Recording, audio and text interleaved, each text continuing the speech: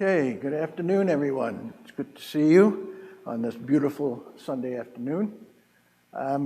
Before we begin, I would just like to remind people that if you want to catch up on any of the previous talks that we've given, please feel free to check out our website at project-genesis.org.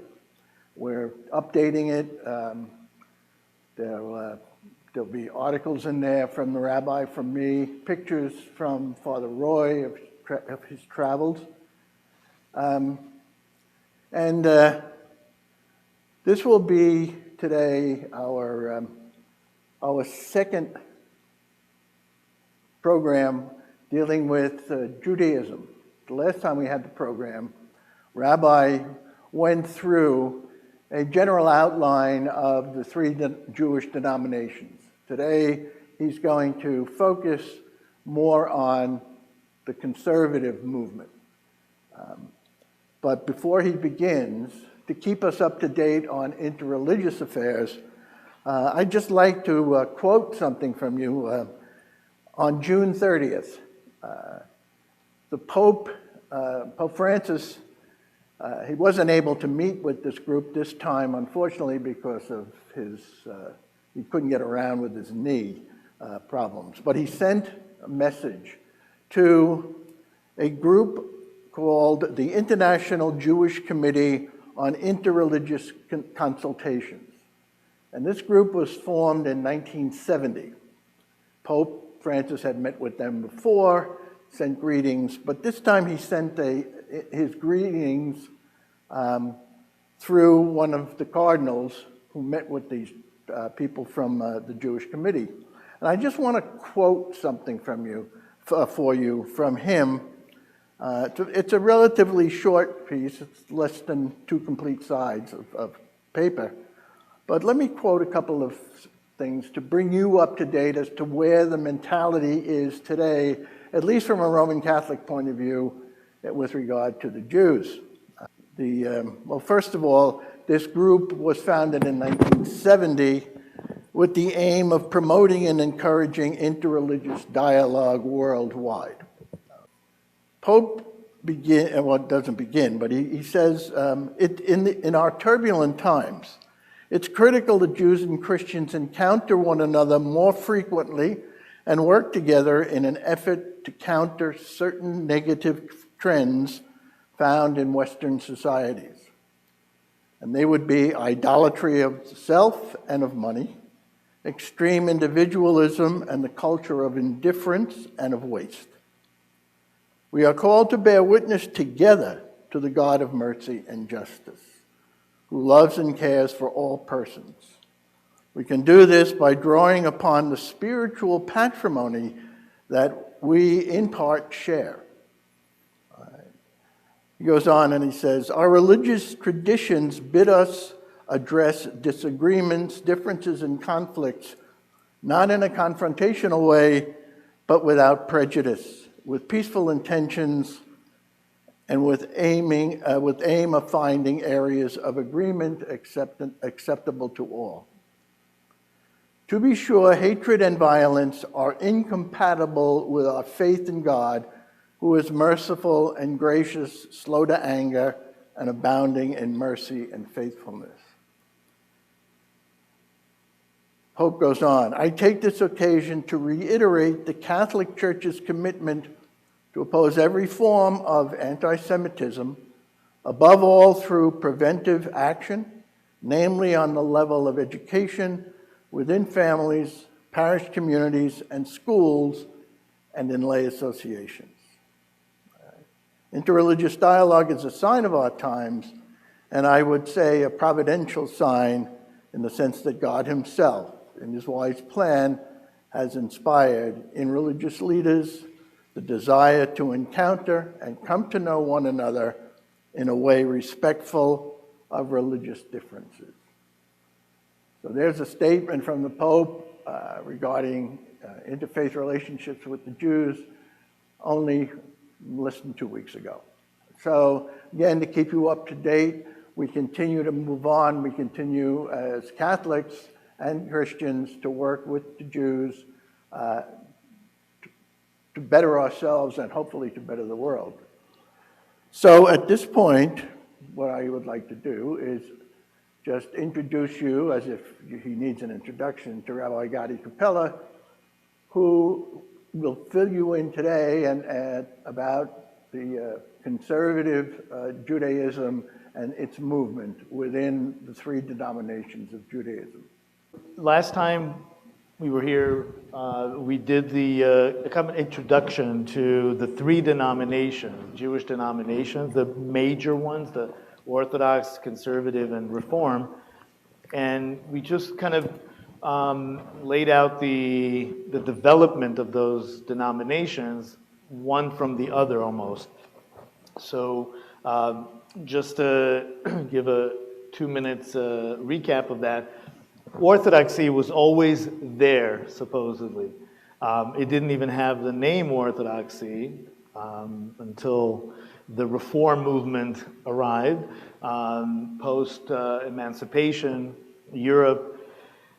And that conversation between Orthodoxy, what we call the not moving the chess pieces on the board too fast, and the Reform that just wants to swallow the modern world that it finally is part of. And the conversation between the two bore the conservative movement. It started in Europe in the Jewish Theological of Breslau, but it really changed its form when it came to, when it was born in America as the Jewish Theological Seminary. So in the conversation between Orthodoxy and Reform that moved to the United States, at the end of the 19th century, hear myself. The end of the 19th century in America, the Reform movement had its own seminary, and there were two reasons that the conservative movement, what would be the conservative movement, broke off from the Reform movement or started its own movement for two reasons. One is, as we mentioned last time, there was a conference, a Reform conference in Pittsburgh in 1885, which produced a document that basically is saying, we're not Zionists. We don't feel the same commitment to the land of Israel, of course, at that point it was the land of Israel, not the state of Israel. And when the Zionist movement also became very strong, and of course escaped Europe, mainly Russia and Romania, with all the pogroms. So they came to America, some of them, and some went, of course, to Israel.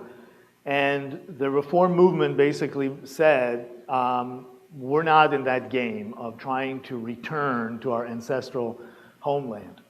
So that's one thing. The second thing was at the end of at the graduation, ordination of the first cohort of the Reform movement, they served non-kosher meal.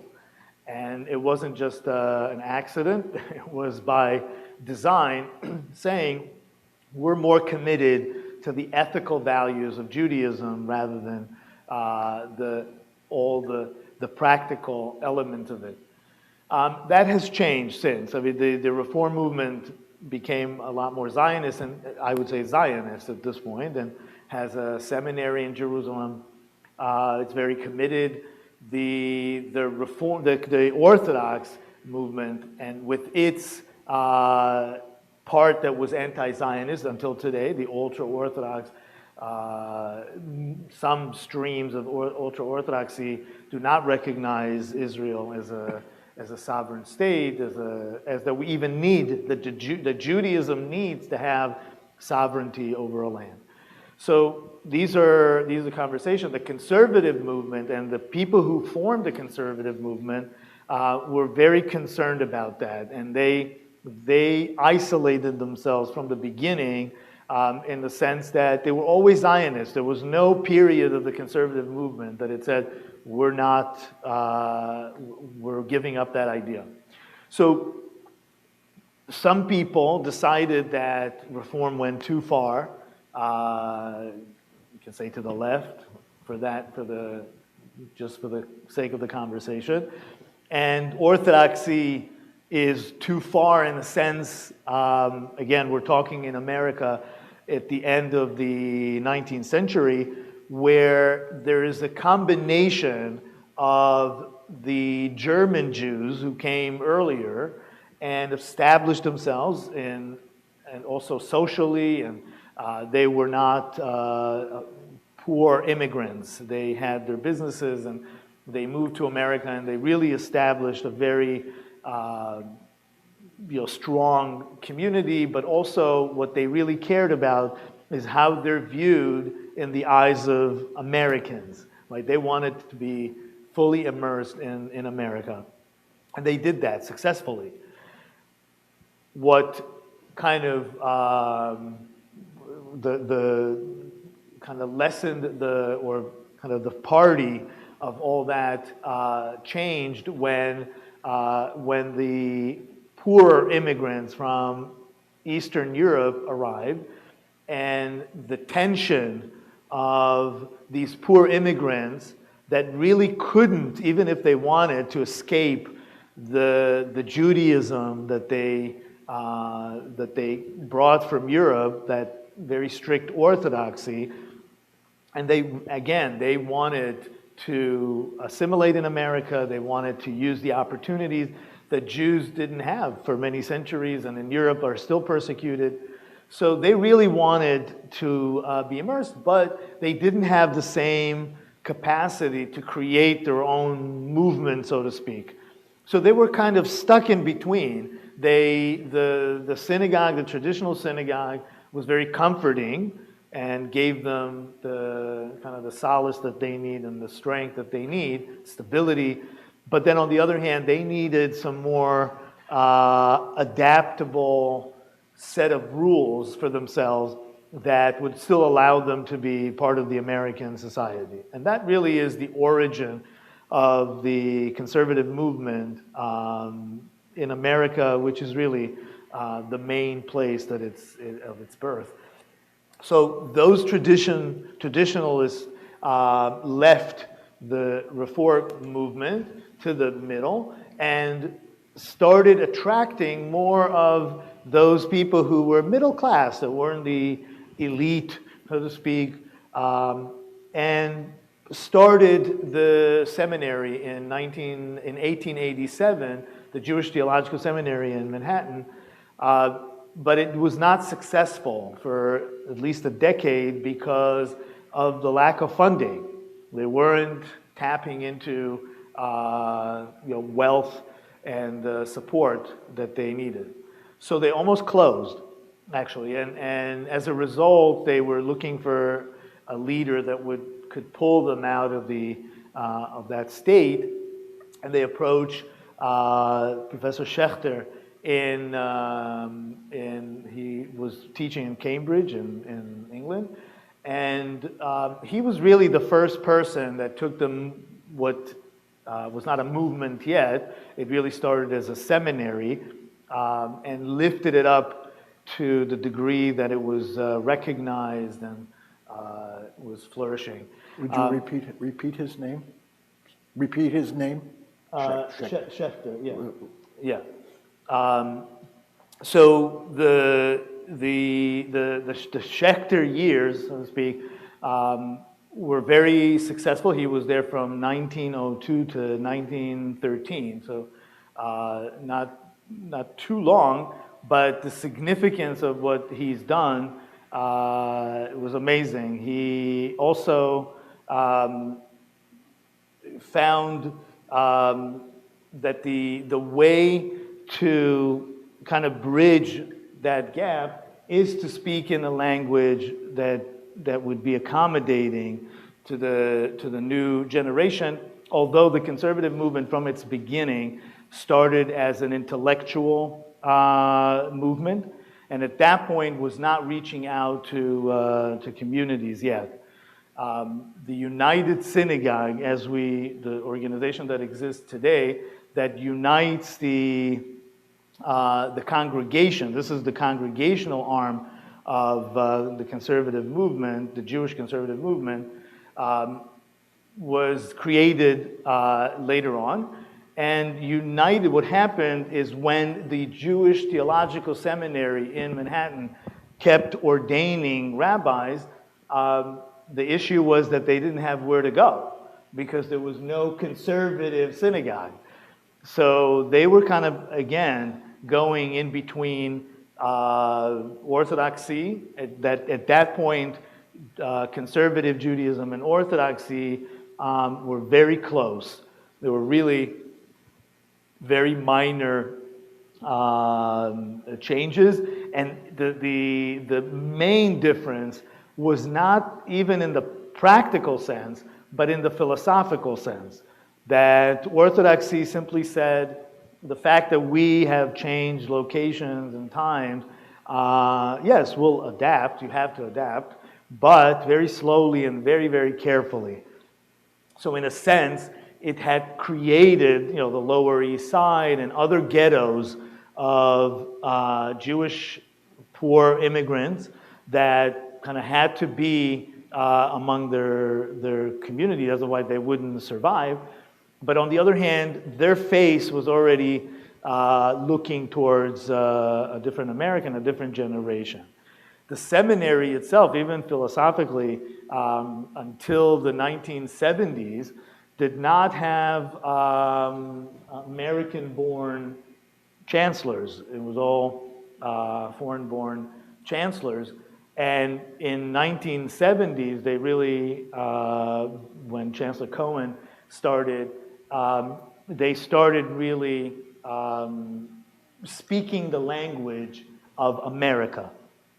And I'll get to more detail and more personalities, but I just want to give you one rundown of that philosophical history.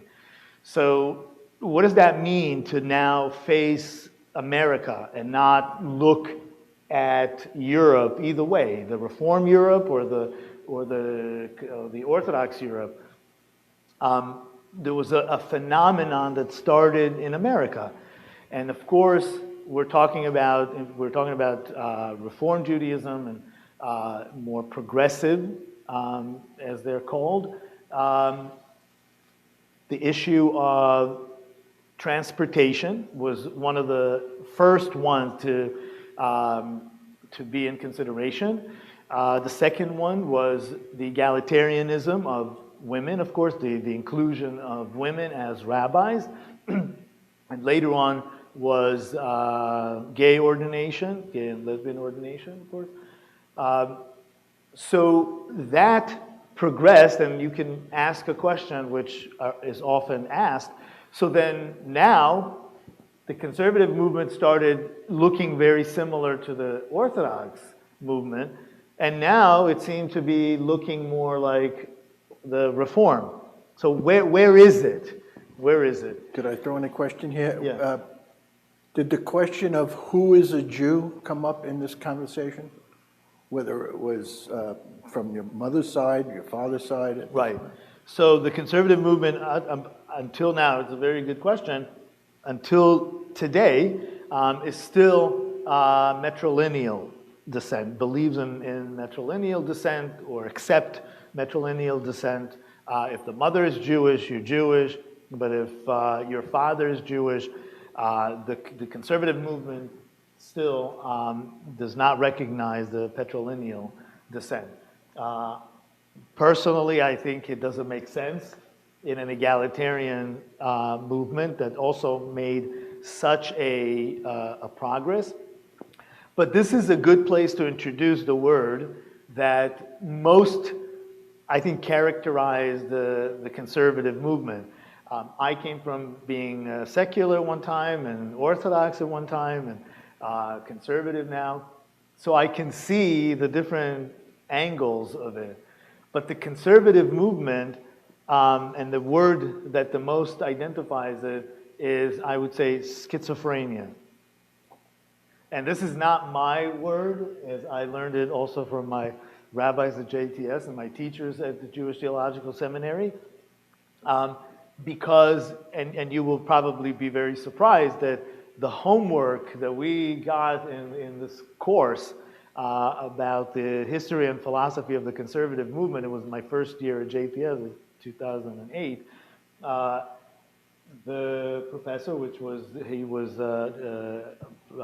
Professor Eisen, who was also the chancellor at the time, gave us homework to define the boundaries of the conservative movement. And the problem of the conservative movement was a fewfold. One, it tries not to be in the middle, because imagine scholars in a seminary that the essence of the movement started from that, are going to say we're somewhere in the middle. Somewhere in the middle, is not good enough. I today think that it's a great place to be, and probably the hardest place to be, but the necessary place to be. But at the time, they didn't see it that way. So they were looking for definitions. Of course, the definitions had to come from the two sides of the Orthodoxy and the Reform. Years later, about 2-3 years ago, just before the pandemic, I met with Professor Eisen, and I told him, after about 15 years now, or whatever it is, I think I came up with the answer of the boundaries of the conservative movement, and actually he liked it. And I've then shared it with other colleagues of mine, and they all liked it. Where the conservative movement is, on the left, if we call it the left, on the Reform side, in order not to be swallowed by the conservative movement, by the Reform movement, it had to put a boundary somewhere. And the boundary that we have right now, that is a main discussion, is about the interfaith marriage. The Reform movement still allows, or not still, it allows, or Reform rabbis would perform an interfaith marriage. Not all, but it's allowed in the movement. For conservative rabbis, we're not allowed to perform an interfaith marriage. I personally think that that is a good boundary for us on the left, and I wouldn't change that. What I think we should do is enlarge the Jewish tent. We're right now excluding at least half of the people who could be considered Jewish, if we would consider patrilineal descent, and other ways to accept more Jews. But I think ultimately a rabbi's jurisdiction is to administer to Jews. So that's my personal, and I think I, of course, agree with the current policy of the conservative movement. That's on the left. On the right, it's a boundary that is literally a boundary, and it's the dividing wall in a synagogue, in an Orthodox synagogue, when men and women sit separately, and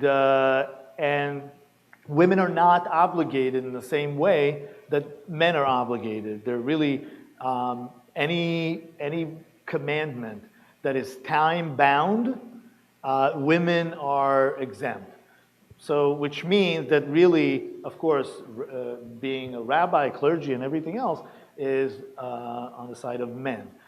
So the Reform, the conservative movement, at a certain point, changed that, and that change, interestingly enough, came not necessarily from the law committee that was formed later, too much, or from the rabbis who served the community. It came from the communities themselves. The lay leaders of the conservative movement decided that they just want to be egalitarian. They want to sit together. And actually, there's a story here in Greenport, my synagogue here, Tifereth Israel, that's exactly what happened. Somewhere in the 50s, a woman, a very prominent woman in the congregation, just decided that she's going to come down from the women's section and sit next to her husband. And she said, you know, I do everything with my husband. I want to also pray with him. And that was the end of it. Now, I don't know if this is it's a legend, if it's an urban legend or, country legend. But that represented an overall movement that happened in the conservative movement, that the lay leaders decided that it wasn't about a rational conversation and thought process. They just wanted to do it, and they did it. And in that sense, they kind of resembled the Reform movement. There's a kind of a anecdote that people used to kind of ask, what is the difference then between the conservative and the Reform movement? And the answer is 15 years. Like, give it 15 years and the conservative movement will look like the Reform movement. It's a joke, it's a nice joke, but I don't think it's true, because the conservative movement, its uniqueness is that it has those two sides, and the very liberal side, but very conservative side. And they do vacillate in this conversation back and forth. So if we look at the first big question that the conservative movement had to deal with in vis-a-vis the modern American development, is that in the 50s, many Jews started, they first left the Lower East Side to Queens, and they kept going further east. And of course, Long Island and all these communities that all of a sudden grew immensely. And it was the temples, the synagogues, the buildings that they've built were enormous. But in order to congregate, people have to arrive to get to the synagogue somehow. And therefore, the question of driving on Shabbat, on the Sabbath, came up, of course. And really, what choice do you have? If you're going to move the whole community out, the distances here, you cannot be, you can't walk. So that was the compromise, and it was a big, big conversation. And of course, at the end, the conservative movement went that way and permitted driving on Shabbat, albeit to go to synagogue. Of course, people today drive on Shabbat. That, of course, what happened in every time it had to deal with these big questions, it lost people. And little by little, it lost more of the conservative side of it, although there's still very strong remnant of the conservative movement. And I think this is what actually keeps it, I think, in a legitimate place, that it has both sides. The difference between, of course, the conservative and the Reform movement is that the Reform movement, in essence, is not necessarily that feels that it has to be committed to set of rules. If it needs to change, it will change it. I'm sure they have their process of doing it, and we'll talk about it maybe next time when we talk about the Reform movement, and they have their own process, of course. But the conservative movement's process resembles a lot still the Orthodox process, which is, of course, looking at primary sources. So you go all the way to the Torah and then to the Talmud. The Torah is 3,500 years old. The Talmud is 2,000 years old. I mean, all these references that we have to go through to somehow find either the leniency that we need, or to say this is a situation that is a human condition that we need to accommodate. And this is here where we're coming to one of also the distinct aspect of the conservative movement. Being in the middle, it believes in the orthodoxy, in sets of values, but it also believes in the human, what we call today, if you're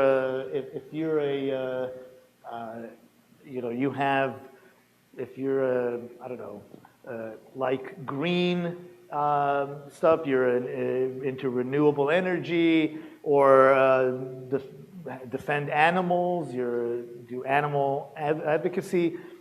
All these commitments to social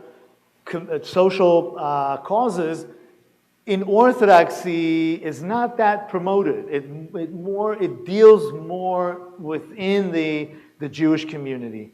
The Reform movement took it really, the Tikkun Olam, the fixing the world in an ethical way, really made it's one of its cores. So conservative movement believes in both, because it sees, of course, the stability and the transmittability of tradition in a very focused way on one side, but in another way to look to societies, to modern society, to America, to be involved in American causes. Of course, it's something that moves people and mobilizes people, and it's correct in many ways. It's in an ethical way, and I would say even more than ethical, legal way, helps. So mobilizing people changes the reality that we live in. So advocacy on one side and tradition on the other is where the conservative movement is in the middle of that. Okay, so yeah. I just wanted to point out that I think a major concern and a major problem at times is when a religion that has its roots outside of the United States tries to, and almost needs to, assimilate into a new situation, a new country. The reason I say that is because our own, speaking as a Catholic, and those of you who are here might remember the great controversies that arose when John Kennedy was running for president. And there was this big argument and rigmarole about, can a Catholic become the President of the United States and follow the Constitution while at the same time express his loyalty to Rome? Right? And again, that is one of the elements that I think any religion that has its roots in a foreign country has to deal with. Sometimes it deals with it by perhaps giving up some of its theology and some of its principles in order to live more peacefully. I think for example, from a Catholic point of view, one of the questions is when you assimilate or try to assimilate yourself into a country, for example, that has its deep roots in Protestantism, right?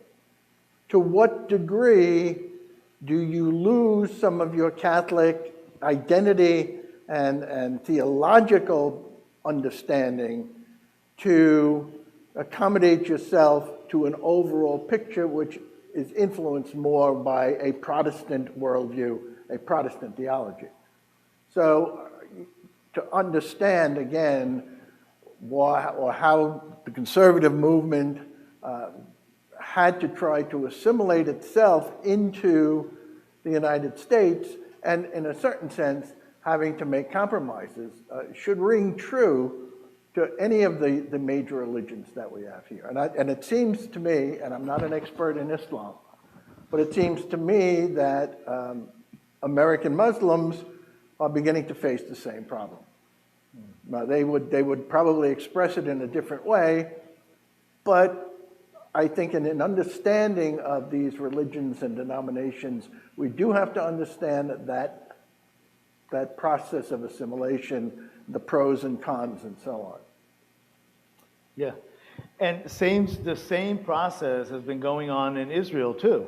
The Jewish immigrants that arrived Israel, they wanted to also assimilate, so to speak, be together with everybody, even though everybody was Jewish, but on different levels, different observance level.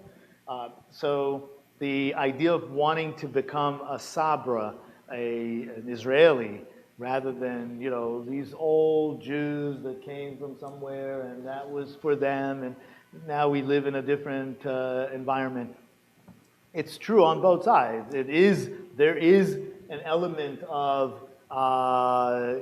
something that justifies the antiquity. There are elements that justify themselves being still in Jewish practice, but some may not. So this opportunity was to really kind of relearn and create a new community. And this is very important because when the conservative movement is focused also on the human side of things, rather than just the law, it changes its laws as a result. So the latest thing with the ordination of gays and lesbians, it was the conversation was about human dignity. It wasn't about let's forget what the Bible has said or what the laws have been for many years and centuries. It was about there are people who are marginalized. They can't really be fully immersed in a Jewish community. And since religion in its core, and definitely the Jewish religion, it's in the core of Judaism. You can't have Judaism without its religion somehow. It's not going to be there. But at the core of the religion, we have the social aspect, right? Love thy neighbor, create a community, a congregation. So that is a value that is more important than certain halachot, certain laws, right? So they trump the laws of certain things. So what in the ordination of women in the 1980s, so we're progressing from the 1950s with the issue of driving to synagogue, and for those who are thinking to themselves, why is it such a problem to drive to synagogue on the Sabbath? I'm aware that not everybody would understand that, but because there are two reasons. The main prohibitions on the Sabbath in the Bible, from the Bible, are two. One, explicit. There are other implicit ones, many, but the explicit ones are lighting fire, prohibition on lighting fire, and the prohibition on traveling far or going from private domain to a public domain. It's to travel far. So in a car, you travel far and you light fire. Maybe not in modern cars, maybe electric cars. This is a different conversation that is happening now. But traditional combustion engine is producing fire. So that was prohibited. So the legal, the CJLS, the Committee on Jewish Laws and Standards, which was formed right before that issue of that they had to deal with the traveling on Shabbat in the car, really had to consider all.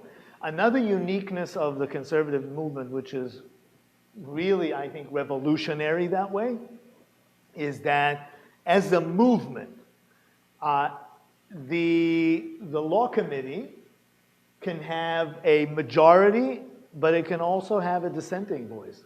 It can have a minority that is dissenting, of course, but it could be accepted too.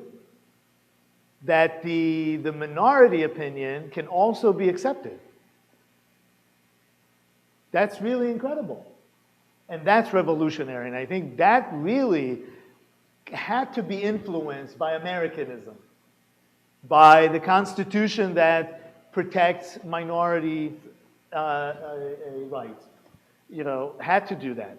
So really the conservative movement, the Jewish conservative movement is an American phenomenon. I don't know if it could have been born anywhere else really and take the shape that it is. One of the satellites or the corresponding movement to the American conservative movement is it's called in Hebrew, it's called the Masorti, which means traditional or conservative. It's its own movement.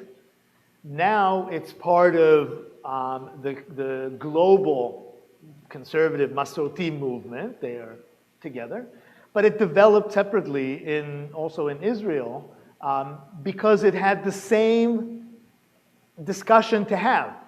People who came from very traditional background and places that they had to conserve the orthodoxy.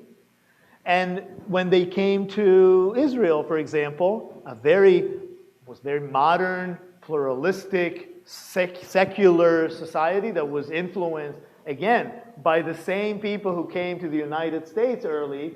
The early immigrants to Israel also were, of course, there were Russians, but there were elements of the German Jews that came and founded the institutions, and they were secular.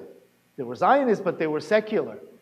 So I always say that this was one of the best gifts that modernism gave Judaism, that it forced it in one kind of swoop to become egalitarian, because they lived in secular and accepting society. I was born in Israel in 1972 when Golda Meir was the prime minister, a woman prime minister in the modern state of Israel. I mean, imagine all these traditional people and, not just traditional, but I think it was also chauvinist. A chauvinist society that now has to grapple with these changes, amazing changes. So there's a whole society in Hebrew, a whole class of people who appreciate orthodoxy, and when they go to synagogue, they go to Orthodox synagogue, but they're secular really, or non-observant or not practicing Orthodox. But when they go to synagogue, they go to Orthodox synagogue. But what happens is that they really, de facto, look like the constituency of the conservative movement in America too. That even though in Israel it wasn't always, at least in the beginning, was not established as an organization, as a movement, but yet the people practiced on the ground the same way, kind of in the middle. So some would criticize and say it's not here nor there.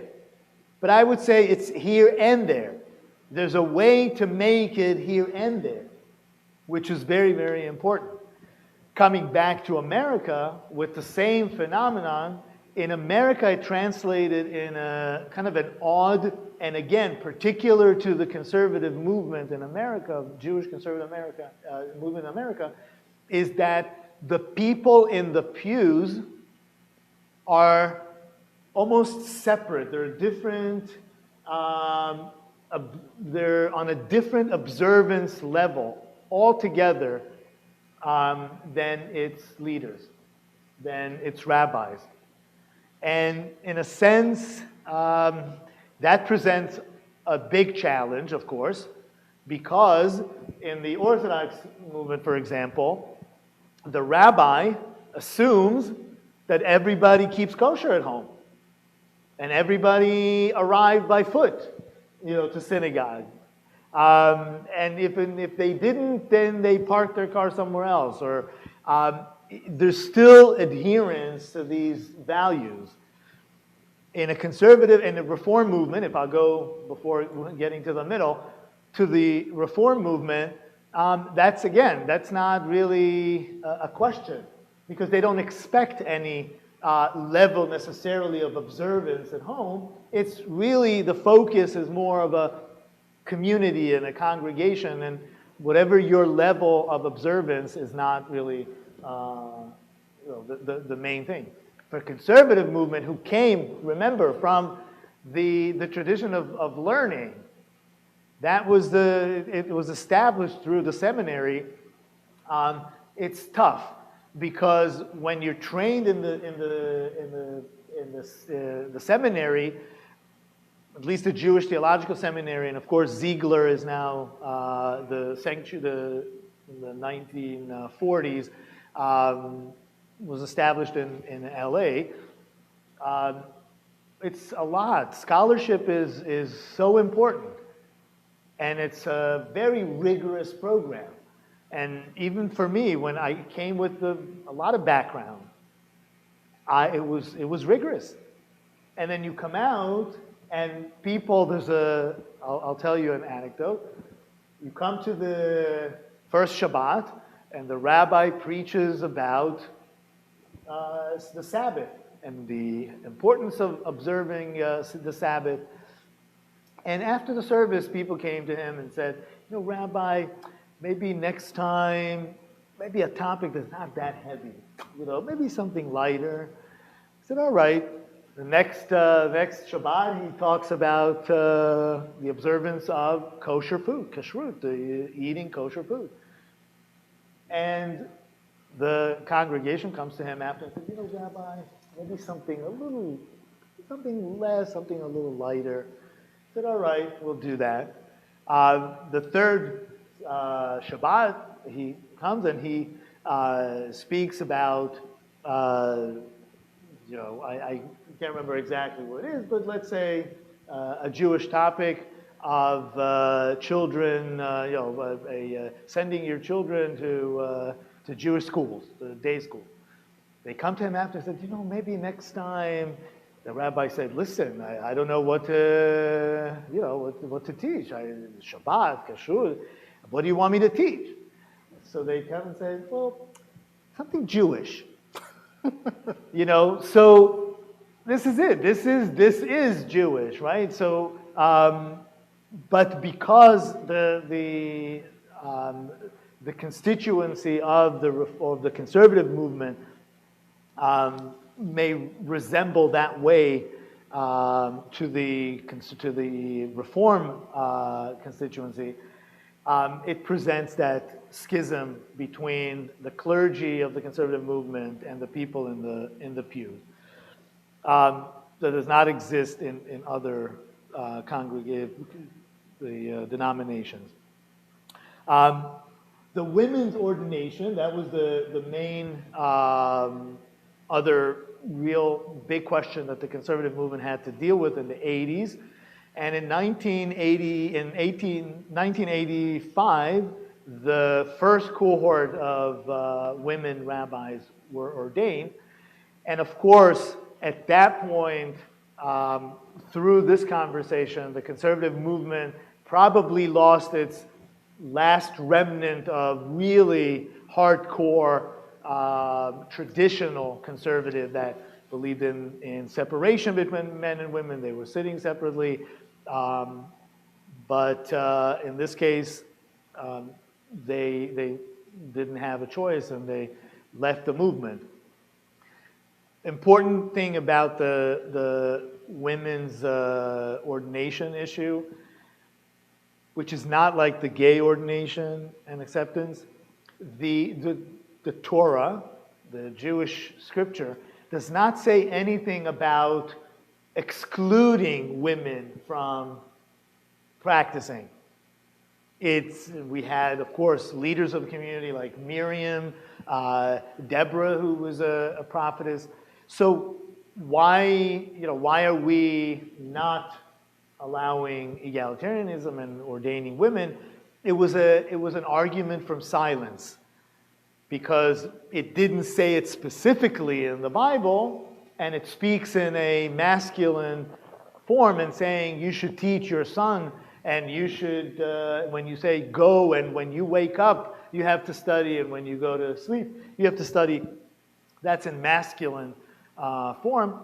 The argument from silence says it doesn't say specifically women, so women are excluded. So it was, in a sense, easier religiously, through the law, to approve that, but socially it wasn't. With gay ordination, it was harder to prove legally, or to approve legally, and that's why it resorted also into the idea of human dignity and the society as a whole. But socially, it wasn't as earth-shattering as women's ordination, because they're already shifted from the very traditional conservative, and those who stayed in the movement were already in the mindset of progressing and inclusion. So I would say, there's today the seminary, the Jewish Theological Seminary, which is of course the core and the flagship of the conservative movement, has a woman chancellor. She's not Shuli Rubin Schwartz. She is not a rabbi, and she's a woman. So two changes that went through the movement in general. It's very hard to summarize the conservative movement and its philosophy and history in 1 hour, I understand. But I think, we've kind of, I hope, be able to, we were able to kind of open up, at least, and kind of on the, just a little bit to summarize what the conservative movement did. Very good. I have a question that's a little bit off the track, but it's one that I'm asking myself. Most of us understand that within Judaism, there are, I can only designate it as geographical designations in terms of Jews and their language. So you have the Sephardic Jew who came out of Spain. You have the Ashkenazi Jew who came out of Germany and Eastern Europe. Mm-hmm. And you have the Eastern group, the Yemenis group, and so on, mm-hmm. that came out of the East. Now, my question would be, did any of these groups, as a geographical linguistic group, become more conservative or more orthodox or more reformed, or is there a mixture of both? That's a great question. So the German Jews, as we said, they were the first to become reform, right? They were more affluent, and usually affluency causes people to, I think, move a little bit looser on their religious observance. Not all the time, but in general. And so they were the German Jews. The Eastern Jews that came after, again, as we said, it was a longer process. The conservative movement in America is predominantly Ashkenazi, European Jews, although, interestingly enough, the core of the people who started, that extracted themselves from the Reform movement and established the Jewish Theological Seminary were Spartan. But that has shifted, and it is, it's of course Ashkenazi, and it also serves Ashkenazi congregations for the most part. There are a couple of congregations like the Persian Jews, and there's a big congregation in LA and here and there. But what I would say is the Sephardi community, those who came from Spain or the East, that are generally called Sephardi or Easterners, they comprise the biggest group of conservative Jews in Israel. That's very interesting, because in general, this is very important to know in general about the Jewish world, somehow the European Jews have almost like a black or white attitude of religion. They either embraced it so strongly and became very extreme in Hasidut, and they're ultra-Orthodox, and on the other hand, either reject it fully because of traumas of pogroms or traumas of bad Jewish education that did not give them answers, towards their lives, their modern life. So they rejected altogether. So actually, my Ashkenazi friends in Israel, when we were growing up, we were all growing up in the secular side of the education system in Israel, but we were kind of traditional. We were secular during the week, so to speak, but go to synagogue on Shabbat, and not eat, of course, non-kosher food, but not being that crazy about separating different dishes or doing all that. So it created something in the middle. So the Sephardi community tended to be a lot more moderate. So even if you belong to the secular side, you still can be friends with your family, your neighbors who are religious and everything. In the Ashkenazi world, it's a lot more polarized. Okay, well, I want to thank Rabbi Gadi. Please join us. Our next session will be Sunday, August 28th. We haven't specified a topic yet, but we will let you know via email and via the website. So thank you all for being with us, and we hope to see you again. Thank you.